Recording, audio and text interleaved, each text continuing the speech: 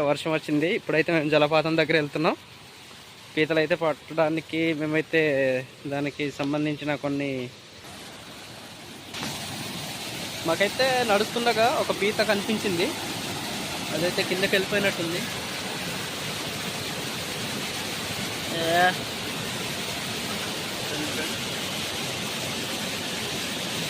అదైతే ఎంత నల్లగా ఉంది చూడండి.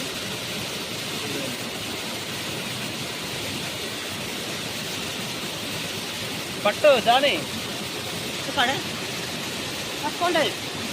పీతవా పీత పట్టువా. చూస్తున్నారు ఫ్రెండ్స్, పీత కొరికితే ఇలా ఊపిస్తుంది చూడండి, ఇలా ఊపుతుంది.